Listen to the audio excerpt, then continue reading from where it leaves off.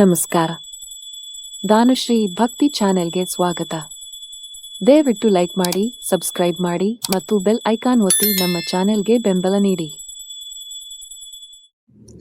ಶ್ರೀ ಗಣೇಶಾಯನ್ಮ ಶ್ರೀ ಸದ್ಗುರು ಸಾಯಿನಾಥಾಯನ್ಮ ಶ್ರೀ ಸಾಯಿ ಸಚ್ಚರಿತ್ರೆ 30ನೇ ಅಧ್ಯಾಯ. ವಾಣಿಯ ಕಾಕಾಜಿ ವೈದ್ಯ. ಶ್ಯಾಮ್ ಅವರ ಹರಿಕೆಗಳು. ರಹತಾದ ಕುಶಾಬಾವು. ಪಂಜಾಬಿ ರಾಮ್ಲಾಲ. ಶಾಂತಿಸಾಗರರು ಭಕ್ತಪಾಲರು ಆದ ಸಾಯಿಯವರಿಗೆ ಪ್ರಣಾಮ. ಅವರ ದರ್ಶನ ಮಾತ್ರದಿಂದಲೇ ಸಂಸಾರ ಸಾಗರದ ಹೆದರಿಕೆಯು ನಾಶವಾಗಿ ನಮ್ಮ ವಿಪತ್ತುಗಳೆಲ್ಲವೂ ದೂರವಾಗುತ್ತವೆ. ಅವರು ಮೂಲತಃ ನಿರ್ಗುಣರು. ಭಕ್ತಿಗೋಸ್ಕರ ಅವರು ರೂಪ ತಾಳಿದರು. ತಮ್ಮ ಭಕ್ತರಿಗೆ ಆತ್ಮಜ್ಞಾನವನ್ನು ಕೊಡುವುದೇ ಸಂತರ ಧ್ಯೇಯ. ಆದರೆ ಸಾಯಿಬಾಬಾ ಅವರಿಗೆ ಈ ಧ್ಯೇಯ ಸ್ವಾಭಾವಿಕವಾಗಿದ್ದೀತು. ಅವರ ಪಾದಗಳಲ್ಲಿ ಆಶ್ರಯ ಪಡೆದವರ ಕಷ್ಟಗಳೆಲ್ಲವೂ ದೂರವಾಗುತ್ತಿದ್ದವು. ಅನೇಕರು ಬಾಬಾ ಅವರನ್ನು ಸ್ಮರಿಸಿಕೊಂಡು ಅನೇಕ ಕಡೆಗಳಿಂದ ಬಂದು ಅವರ ಸಮ್ಮುಖದಲ್ಲಿ ಧರ್ಮ ಗ್ರಂಥಗಳನ್ನು ಪಾರಾಯಣ ಮಾಡುತ್ತಿದ್ದರು. ಗಾಯತ್ರಿ ಮಂತ್ರವನ್ನು ಜಪಿಸುತ್ತಿದ್ದರು. ಗುಣಹೀನರಾದ ನಮಗೆ ಭಕ್ತಿಯೇ ಗೊತ್ತಿರುವುದಿಲ್ಲ. ಇತರರು ಕೈ ಬಿಟ್ಟರೂ ಸಹ ಸಾಯಿಬಾಬಾ ಅವರು ನಮ್ಮ ಕೈ ಬಿಡುವುದಿಲ್ಲ ಎಂಬುದು ನಮಗೆ ತಿಳಿದಿದೆ. ಅವರ ದಯೆಯನ್ನು ಪಡೆದವರು ವಿಚಾರ ವಿವೇಕ ಎಂಬ ಜ್ಞಾನ ಸಂಪಾದನೆ ಮಾಡುತ್ತಾರೆ. ಸಾಯಿಬಾಬಾ ಅವರಿಗೆ ಭಕ್ತರ ಬಯಕೆಗಳು ತಿಳಿದಿವೆ. ಅದನ್ನವರು ಕೈಗೂಡಿಸುತ್ತಾರೆ. ಆದ್ದರಿಂದ ನಾವು ಅವರನ್ನು ಪ್ರಾರ್ಥಿಸಿ ಅವರ ಮುಂದೆ ಧ್ಯಾನಾಸೀನರಾಗೋಣ. ನಮ್ಮ ತಪ್ಪುಗಳೆಲ್ಲವನ್ನೂ ಕ್ಷಮಿಸಿ ನಮ್ಮನ್ನು ಅವರು ಪ್ರೇಮದಿಂದ ಮುಕ್ತ ಮಾಡಲಿ. ಬಾಬಾ ಅವರನ್ನು ಪ್ರಾರ್ಥಿಸಿದರೆ ಅವರ ದಯೆಯಿಂದ ನಮ್ಮ ಕಷ್ಟಗಳೆಲ್ಲವೂ ಪರಿಹಾರವಾಗುವವು. ದಯಾಸಾಗರರಾದ ಶ್ರೀ ಸಾಯಿಬಾಬಾ ತಮ್ಮನ್ನು ಅನುಗ್ರಹಿಸುವುದವರ ಫಲವೇ ಶ್ರೀ ಸಾಯಿ ಚರಿತ್ರೆ ಎಂದು ಹೇಳಿದ್ದಾರೆ.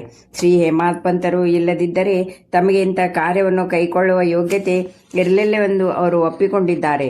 ಆದರೆ ಸಾಯಿಬಾಬಾ ಅವರೇ ಸಮಸ್ತ ಹೊಣೆಯನ್ನು ಹೊತ್ತಿದ್ದರಿಂದ ಅವರಿಗೆ ಕಾರ್ಯದ ಭಾರವೇ ಗೊತ್ತಾಗಲಿಲ್ಲ, ಕಷ್ಟಪಡಬೇಕಾಗಲಿಲ್ಲ.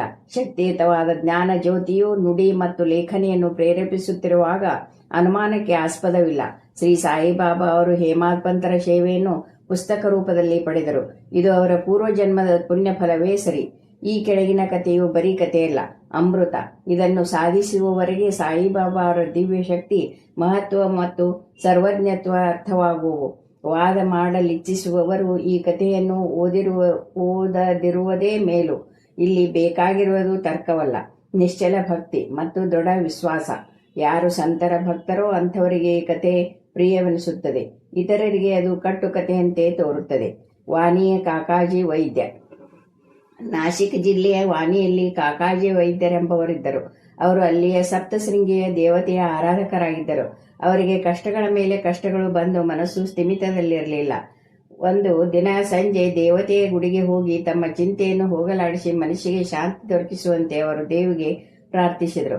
ದೇವತೆಯು ಅವರ ಭಕ್ತಿಗೆ ಮೆಚ್ಚಿ ಅದೇ ರಾತ್ರಿ ಅವರ ಸ್ವಪ್ನದಲ್ಲಿ ಗೋಚರವಾಗಿ, ನೀನು ಬಾಬಾ ಅವರಲ್ಲಿಗೆ ಹೋಗು, ಶಾಂತಿ ದೊರೆಯುತ್ತದೆ ಎಂದು ಹೇಳಿದಳು. ಈ ಬಾಬಾ ಯಾರು ಎಂದು ಕೇಳುವಷ್ಟರಲ್ಲಿ ಅವರು ಎಚ್ಚೆತ್ತರು. ನಂತರ ಬಾಬಾ ಅಂದರೆ ತ್ರಿಂಬಕೇಶ್ವರ ಎಂದು ಭಾವಿಸಿ ಅವರು ಅಲ್ಲಿಗೆ ಹೋಗಿ 10 ದಿನಗಳವರೆಗೆ ನೆಲೆಸಿದರು. ಅಲ್ಲಿರುವಾಗ ಪ್ರತಿದಿನವೂ ಸ್ನಾನ ಮಾಡಿ ಶಿವಲಿಂಗಕ್ಕೆ ಅಭಿಷೇಕ ಮಾಡಿ ಪೂಜೆ ಮಾಡುತ್ತಿದ್ದರು. ಆದರೂ ಶಾಂತಿ ದೊರೆಯಲಿಲ್ಲ. ಅನಂತರ ತಮ್ಮ ಊರಿಗೆ ಮರಳಿ ಬಂದು ಪುನಃ ದೇವತೆಯನ್ನು ಪ್ರಾರ್ಥಿಸಿದರು. ಅದೇ ರಾತ್ರಿ ಆ ದೇವತೆ ಮತ್ತೆ ಕನಸಿನಲ್ಲಿ ಕಾಣಿಸಿಕೊಂಡು, ತ್ರಿಂಬಕೇಶ್ವರಕ್ಕೆ ಏಕೆ ಹೋದೆ? ನಾನು ಹೇಳಿದ್ದು ಬಾಬಾ ಅವರಲ್ಲಿಗೆ, ಅಂದರೆ ಶಿರಡಿಯ ಶ್ರೀ ಸಾಯಿಬಾಬಾ ಎಂದು ಹೇಳಿ ಮಾಯವಾದಳು. ಶಿರಡಿಗೆ ಹೇಗೆ ಹೋಗೋದು, ಅವರನ್ನು ಸಂದರ್ಶಿಸುವುದು ಹೇಗೆ ಎಂಬುದು ಅವರಿಗೆ ಸಮಸ್ಯೆ ಆಯಿತು. ಯಾರಿಗಾದರೂ ಸಂತರ ದರ್ಶನ ಪಡೆಯಬೇಕೆಂಬ ಬಯಕೆ ಆದರೆ ಸಂತರೇಕೆ, ದೇವರೇ ಅವರ ಬಯಕೆಗಳನ್ನು ಕೈಗೂಡಿಸುವವರು. ನಿಜವಾಗಿ ನೋಡಿದರೆ ಸಂತನು ಪರಮಾತ್ಮನು ಇಬ್ಬರೂ ಒಂದೇ. ಇವರಿಬ್ಬರಲ್ಲಿ ಸ್ವಲ್ಪವೂ ಭೇದವಿಲ್ಲ. ಯಾರಾದರೂ ತಾವೇ ಹೋಗಿ ಸಂತರ ದರ್ಶನ ಪಡೆಯುತ್ತೇವೆಂದರೆ ಅದು ಆತ್ಮ ಪ್ರಶಂಸೆಯೇ, ಬೇರೆ ಏನೂ ಅಲ್ಲ. ಸಂತರು ಇಚ್ಛಿಸದಿದ್ದಲ್ಲಿ ಯಾರು ತಾನೇ ಅವರನ್ನು ಕಾಣಲು ಸಾಧ್ಯ? ಸಂತರನ್ನು ಕಾಣಬೇಕೆಂಬ ಬಯಕೆ ಹೆಚ್ಚಾದರೆ ಅವನಲ್ಲಿ ಭಕ್ತಿ ಶ್ರದ್ಧೆ ಮತ್ತಷ್ಟು ಹೆಚ್ಚಿ ಅವನ ಬಯಕೆ ಈಡೇರುತ್ತದೆ. ನಮ್ಮ ಮನೆಗಳಿಗೆ ಯಾರನ್ನಾದರೂ ಆಮಂತ್ರಿಸಿದರೆ ಅವರ ಸ್ವಾಗತಕ್ಕೆ ನಾವು ಎಲ್ಲವನ್ನು ಕೊಂಡಿರುತ್ತಿರುವ ಹಾಗೆ ಕಾಕಾಜಿ ವೈದ್ಯರ ಬರುವಿಗಾಗಿ ಶಿರಡಿಯಲ್ಲಿ ಎಲ್ಲವೂ ಸಿದ್ಧವಾಗಿತ್ತು.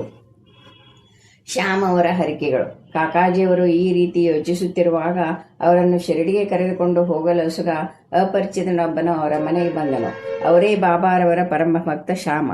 ಅವರು ಆ ಸಮಯಕ್ಕೆ ಸರಿಯಾಗಿ ಕಾಕಾಜಿಯವರ ಮನೆಗೆ ಹೇಗೆ ಬಂದರೆಂಬುದನ್ನು ಈಗ ನೋಡೋಣ. ಚಿಕ್ಕಂದಿನಲ್ಲಿ ಶ್ಯಾಮ ಅವರಿಗೆ ಬಹಳ ಜ್ವರ ಬಂದಾಗ ಅವರ ತಾಯಿಯು ಮಗನಿಗೆ ಗುಣವಾಗಲಿ ಎಂದು ತಮ್ಮ ಕುಲದೇವತೆಯಾದ ಸಪ್ತಶೃಂಗಿಗೆ ಹರಿಕೆಯನ್ನು ಹೊತ್ತಿದ್ದರು. ಅಂದರೆ ಜೊತೆಯಲ್ಲಿ ಮಗನನ್ನು ಕರೆದುಕೊಂಡು ಬಂದು ದೇವಿಯ ಪಾದಗಳಿಗೆ ಅರ್ಪಿಸಿ ಸೇವೆ ಮಾಡುತ್ತೇನೆಂದು ಬೇಡಿಕೊಂಡಿದ್ದಳು.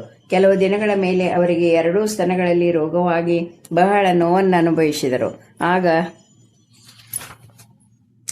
ಅವರು ಸಪ್ತಶೃಂಗಿಗೆ ಬೆಳ್ಳಿಯ ಸ್ತನಗಳನ್ನು ಮಾಡಿಸಿ ಅರ್ಪಿಸುವೆನೆಂದು ಬೇಡಿಕೊಂಡಿದ್ದರು. ಆದರೆ ಈ ಎರಡೂ ಹರಕೆಗಳನ್ನು ಪೂರೈಸಿರಲಿಲ್ಲ. ಕಡೆಗೆ ಅವರು ಮರಣಾವಸ್ಥೆಯಲ್ಲಿದ್ದಾಗ ಮಗ ಶ್ಯಾಮನನ್ನು ಕರೆದು ಈ ಹರಕೆಗಳನ್ನು ಪೂರೈಸಲು ಹೇಳಿ ಅವರಿಂದ ವಚನ ತೆಗೆದುಕೊಂಡು ಪ್ರಾಣ ಬಿಟ್ಟರು. ಕೆಲವು ದಿನಗಳ ನಂತರ ಶ್ಯಾಮ ಇದೆಲ್ಲವನ್ನು ಮರೆತು ಬಿಟ್ಟಿದ್ದರು. ಹೀಗೆ 30 ವರ್ಷಗಳು ಕಳೆದವು. ಆ ಕಾಲಕ್ಕೆ ಸರಿಯಾಗಿ ಪ್ರಸಿದ್ಧ ಜ್ಯೋತಿಷಿಯೊಬ್ಬರು ಶಿರಡಿಗೆ ಬಂದು ತಂಗಿದರು. ಅವರು ಹೇಳಿದ ಭವಿಷ್ಯವು ಶ್ರೀಮಾನ್ ಬೂಟಿ ಮತ್ತಿತರರ ವಿಷಯದಲ್ಲಿ ನಿಜವಾಗಿತ್ತು. ಶ್ಯಾಮ ಅವರ ತಮ್ಮ ಬಾಪಾಜಿಯವರಿಗೆ ಆ ಜ್ಯೋತಿಷಿ, ನಿಮ್ಮ ಅಣ್ಣ ಸಪ್ತಶೃಂಗಿಗೆ 2 ಹರಕೆಗಳನ್ನು ಸಲ್ಲಿಸುವೆನೆಂದು ನಿಮ್ಮ ತಾಯಿಗೆ ವಾಗ್ದಾನ ಮಾಡಿರುತ್ತಾನೆ, ಆದರೆ ಅವುಗಳನ್ನು ಇನ್ನೂ ಸಲ್ಲಿಸಲಿಲ್ಲ ಎಂದು ಹೇಳಿದರು. ಬಾಪಾಜಿಯು ಶ್ಯಾಮ ಅವರಿಗೆ ಈ ಬಗ್ಗೆ ತಿಳಿಸಿದರು. ಇನ್ನು ಕಾಲ ವಿಳಂಬ ಮಾಡುವುದು ಸರಿಯಲ್ಲ ಎಂದು ತಿಳಿದು ಶ್ಯಾಮ ಅಕ್ಕಸಾಲಿಗನ ಬಳಿಗೆ ಹೋಗಿ 2 ಬೆಳ್ಳಿಯ ಸ್ತನಗಳನ್ನು ಮಾಡಿಸಿದರು. ನಂತರ ತಾವು ಸಪ್ತಶೃಂಗಿ ಎಂದು ಭಾವಿಸಿದ್ದ ಬಾಬಾರವರ ಹತ್ತಿರ ಹೋಗಿ ಅವುಗಳನ್ನು ಅವರ ಮುಂದಿಟ್ಟು ತಮ್ಮನ್ನು ಕೃತಾರ್ಥನನ್ನಾಗಿ ಮಾಡುವಂತೆ ಬೇಡಿದರು. ಆಗ ಬಾಬಾರವರು, ನೀನೇ ಸ್ವತಃ ವಾನಿಗೆ ಹೋಗಿ ಸಪ್ತಶೃಂಗಿಯ ದೇವಿಗೆ ಅವುಗಳನ್ನು ಅರ್ಪಿಸಿ ಬಾ ಎಂದರು. ಈ ರೀತಿ ಬಾಬಾರವರ ಆಶೀರ್ವಾದವನ್ನು ಪಡೆದು ವಾನಿಗೆ ಬಂದು ಅರ್ಚಕರನ್ನು ಹುಡುಕುತ್ತಾ ಕಾಕಾಜಿ ಕಡೆಗೆ ಬಂದರು. ಆಗ ಕಾಕಾಜಿಯವರಿಗೂ ಬಾಬಾ ಅವರನ್ನು ಕಾಣಬೇಕೆಂಬ ಕಳವಳ ಹೆಚ್ಚಾಗಿತ್ತು. ಆ ಸಮಯಕ್ಕೆ ಸರಿಯಾಗಿ ಶ್ಯಾಮ ತಮ್ಮ ಕಾರ್ಯಾರ್ಥವಾಗಿ ಅಲ್ಲಿಗೆ ಬಂದರು.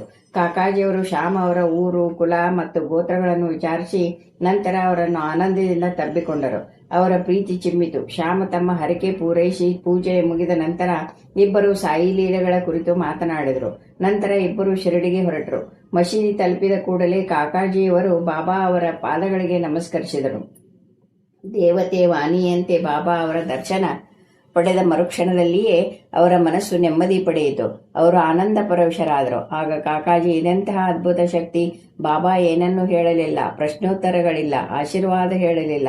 ಕೇವಲ ದರ್ಶನ ಮಾತ್ರದಿಂದಲೇ ನನಗೆ ಇಷ್ಟು ಸಂತೋಷ ಆಯಿತು ಎಂದುಕೊಂಡರು. ತಮ್ಮ ದೃಷ್ಟಿಯನ್ನು ಬಾಬಾ ಅವರ ಚರಣಗಳಲ್ಲಿ ಇಟ್ಟಿದ್ದರಿಂದ ಅವರೊಡನೆ ಏನೂ ಮಾತನಾಡಲೇ ಇಲ್ಲ. ಬಾಬಾ ಅವರ ಲೀಲೆಗಳನ್ನು ಕೇಳುತ್ತಾ ಆನಂದ ಪರವಶರಾದರು.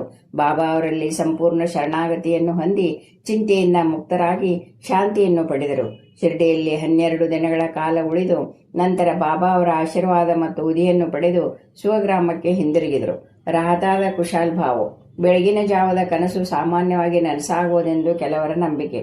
ಆದರೆ ಬಾಬಾ ಅವರ ಕನಸುಗಳಿಗೆ ಕಾಲದ ಪರಿಮಿತಿ ಇಲ್ಲ. ಬಾಬಾ ಅವರು ಒಂದು ದಿನ ಕಾಕಾ ಸಾಹೇಬರನ್ನು ಕುರಿತು ರಾತಾದ ಕುಶಾಲ್ ಭಾವರನ್ನು ನೋಡಿ ಬಹುದಿನಗಳಾದವು ಎಂದು ಹೇಳಿ ಅವರನ್ನು ಶಿರಡಿಗೆ ಕರೆತರುವಂತೆ ಆಜ್ಞಾಪಿಸಿದರು. ಅದರಂತೆ ಕಾಕಾ ಸಾಹೇಬರು ಟಾಂಗಾ ಮಾಡಿಕೊಂಡು ರಾತಾಕ್ಕೆ ಹೋಗಿ ಕುಶಾಲ್ ಭಾವು ಅವರಿಗೆ ಬಾಬಾ ಅವರ ಸಂದೇಶ ತಿಳಿಸಿದರು. ಇದನ್ನು ಕೇಳಿದ ಕುಶಾಲ್ ಭಾವು ಅಚ್ಚರಿಗೊಂಡರು. ಆಗ ತಾನೇ ಊಟ ಮಾಡಿ ಮಲಗಿದ ಬಾಬಾ ಅವರ ಕನಸಿನಲ್ಲಿ ಕಾಣಿಸಿಕೊಂಡು ಶಿರಡಿಗೆ ಬಾ ಎಂದರು ಎಂದು ತಮಗೆ ಬಿದ್ದ ಕನಸನ್ನು ವಿವರಿಸಿದರು. ಕುದುರೆ ಇರಲಿಲ್ಲ. ಆದ್ದರಿಂದ ಬಾಬಾರವರಿಗೆ ತಿಳಿಸಿ ಬರಲು ನನ್ನ ಮಗನನ್ನು ಕಳಿಸಿದ್ದೇನೆ ಎಂದು ಹೇಳಿದರು. ದೀಕ್ಷಿತರು ನಿಮ್ಮನ್ನು ಕರೆದುಕೊಂಡು ಹೋಗಲು ಸುಖವೇ, ನಾನು ಈಗ ಬಂದಿದ್ದೇನೆ ಎಂದರು. ನಂತರ ಇಬ್ಬರು ಶಿರಡಿಗೆ ಬಂದರು. ಪಂಜಾಬಿ ರಾಮ್ಲೀಲಾ. ಒಂದು ಸಾರಿ ಮುಂಬಯಿಯ ಪಂಜಾಬಿ ಬ್ರಾಹ್ಮಣರಾದ ರಾಮ್ಲಾಲಾರಿಗೆ ಬಾಬಾ ಅವರು ಕನಸಿನಲ್ಲಿ ಕಾಣಿಸಿಕೊಂಡರು. ಅವರಿಗೆ ಶಿರಡಿಗೆ ಬರುವಂತೆ ಹೇಳಿದರು. ಬಾಬಾ ಅವರು ಅವರಿಗೆ ಸತ್ಪುರುಷರಂತೆ ಕಾಣಿಸಿಕೊಂಡರು. ಅವರಿಗೆ ಹೋಗಲು ಇಚ್ಛೆ ಆಯಿತು. ಆದರೆ ಎಲ್ಲಿಗೆ ಹೋಗಬೇಕೆಂಬುದನ್ನು ತಿಳಿದಾಯಿತು. ಯಾರು ದರ್ಶನಕ್ಕೆ ಆಹ್ವಾನಿಸುತ್ತಾರೆಯೋ ಅವರು ಎಲ್ಲವನ್ನು ಸಜ್ಜುಗೊಳಿಸುತ್ತಾರಷ್ಟೇ. ಇಲ್ಲಿಯೂ ಸಹ ಅದೇ ರೀತಿ ಆಯಿತು. ಅದೇ ದಿನ ಮಧ್ಯಾಹ್ನ ಒಂದು ಅಂಗಡಿಯಲ್ಲಿದ್ದ ಬಾಬಾ ಅವರ ಫೋಟೋವನ್ನು ರಾಮ್ಲಾಲಾ ನೋಡಿದರು. ಫೋಟೋ ಕನಸಿನಲ್ಲಿ ಕಾಣಿಸಿಕೊಂಡ ಸತ್ಪುರುಷರನ್ನು ಹೋಲುತ್ತಿತ್ತು. ಈ ಬಗ್ಗೆ ವಿಚಾರಿಸಿದಾಗ ಆ ಫೋಟೋ ಶಿರಡಿಯ ಶ್ರೀ ಸಾಯಿಬಾಬಾ ಅವರದೆಂದು ಗೊತ್ತಾಗಲು ಮರುದಿನವೇ ರಾಮ್ಲಾಲಾ ಶಿರಡಿಗೆ ಪ್ರಯಾಣ ಮಾಡಿದರು. ನಂತರ ಕೊನೆಯವರೆಗೆ ಅವರು ಶಿರಡಿಯಲ್ಲಿಯೇ ವಾಸ ಮಾಡಿದರು. ಈ ರೀತಿ ಬಾಬಾ ತಮ್ಮ ಭಕ್ತರನ್ನು ಶಿರಡಿಗೆ ಬರಮಾಡಿಕೊಂಡು ಅವರವರ ಬಯಕೆಗಳನ್ನು ಈಡೇರಿಸುತ್ತಿದ್ದರು. ಶ್ರೀ ಸಾಯಿ ಪ್ರಣಾಮ.